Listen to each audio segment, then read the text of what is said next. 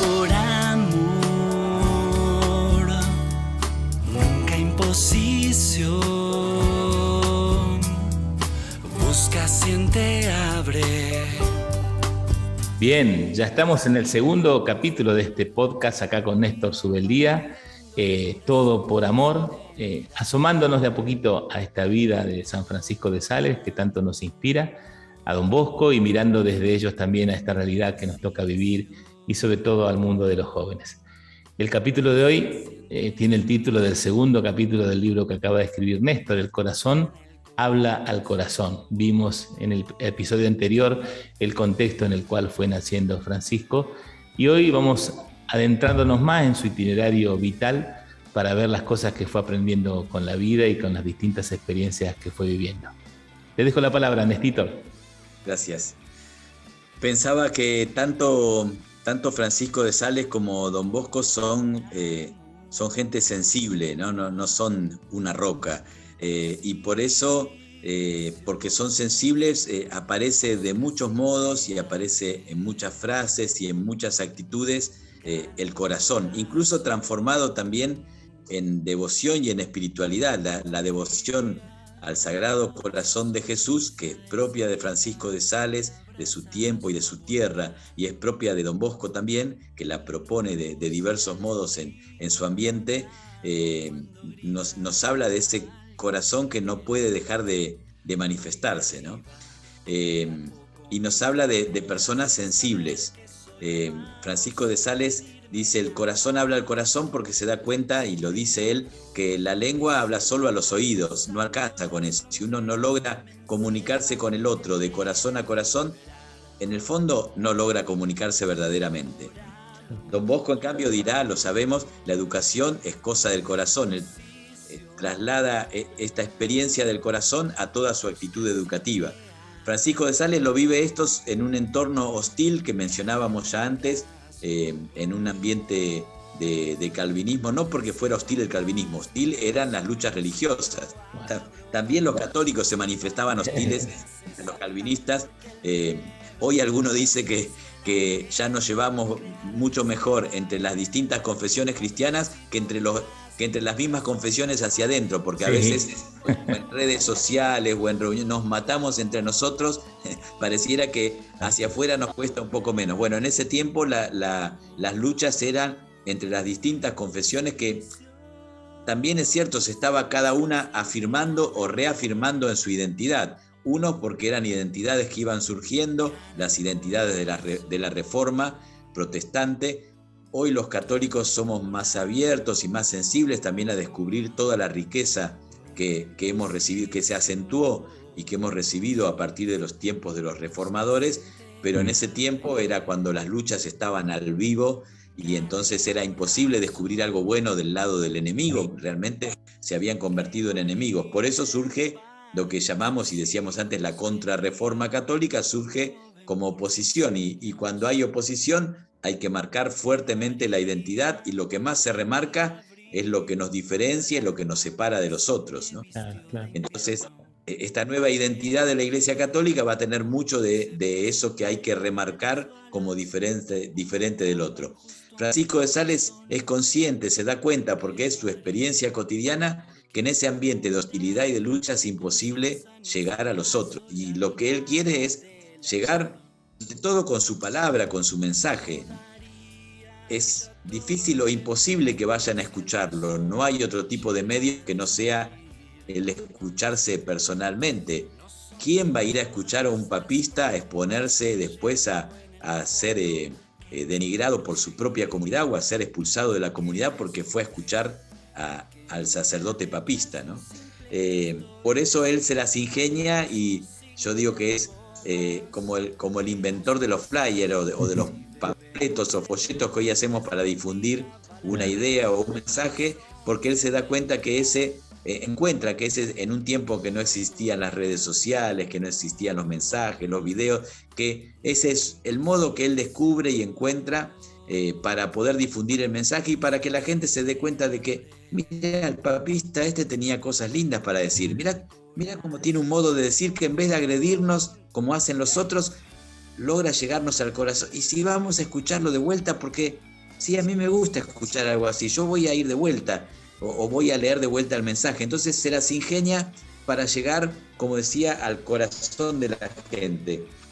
Tal cual, mira, me parece que es muy, muy actual también lo que decís y muy salesiano. O sea, como decías, Don Bosco hace una relectura también de esto y lo aplica en la educación y la pedagogía. Si uno ama, logra todo del que ama, ¿no? Lo dice también la canción que un poco usamos de cortina de aquí, tiene unas frases muy bonitas. Si tocas mi corazón, haré todo por amor.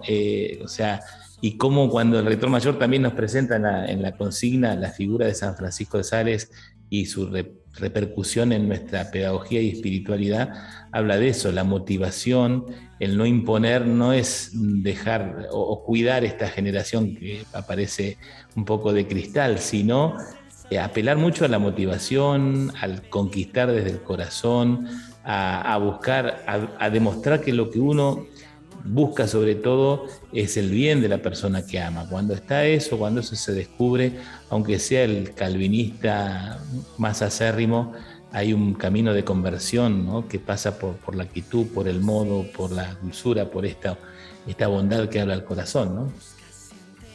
De hecho, llega a haber reuniones que son privadas, secretas. Nosotros hoy las conocemos. Por ejemplo, hay un tal Teodoro de Beza que es un alto ministro calvinista que se acerca privadamente, a escondidas, no se puede eso dar en público, a hablar porque está interesado en conocer a Francisco de Sales. Este hombre tiene algo distinto, ¿no?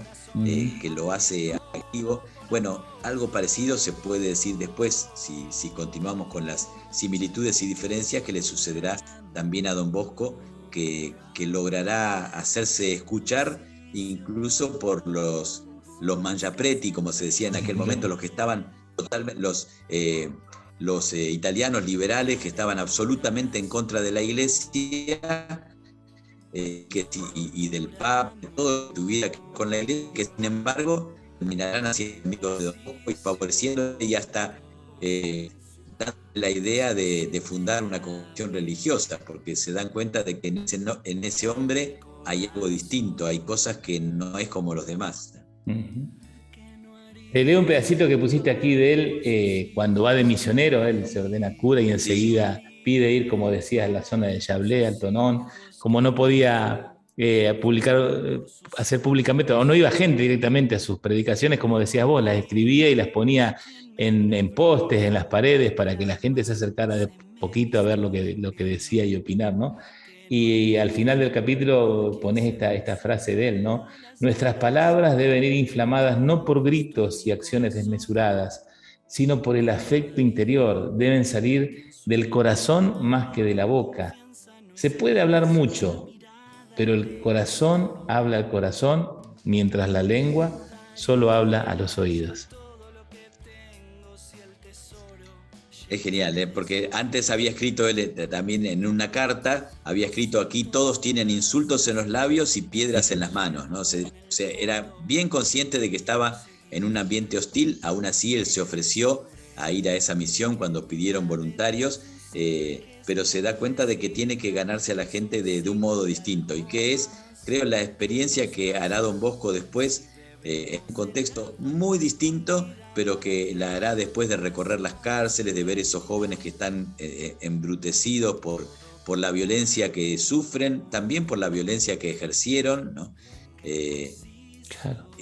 Que él se da cuenta que no puede ganarlo si no es con el corazón, que tiene que buscar el lado bueno de ellos, y lo bueno de Francisco de Sales y de Don Bosco es que están convencidos de que aún en el más malo hay un lado bueno. Dice, y si tiene 99 lados malos, yo voy a mirar el lado bueno.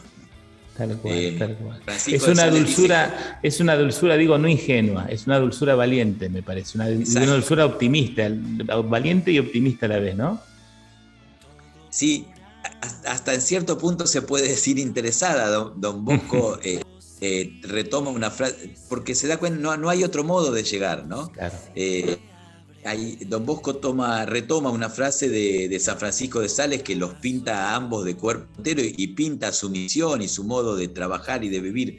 Se atrapan más moscas con una gota de miel que con un barril de vinagre. Ahí queda claro por dónde van las preferencias, las actitudes, las opciones, el método. En épocas distintas, en contextos distintos, con destinatarios distintos, se dan cuenta de que no pueden ir por las malas, no pueden ir por la fuerza. Bueno, lo dice el lema que eligió el rector mayor para la familia salesiana para este año, tomado de una carta de Francisco de Sales: todo por amor, nada por la fuerza. Por las malas no se consigue nada. Gracias, Nestítor. Seguimos de a poco metiéndonos en la vida de Francisco. Cerramos el segundo capítulo. Obviamente quedan muchas cosas para seguir diciendo, pero bueno, la próxima seguimos charlando. Gracias. Gusto. Gana el corazón. Si tocas mi corazón, si lo abro para vos, si la fe me hace saltar porque el miedo queda atrás, si el ambiente por crear se da en la libertad, si tocas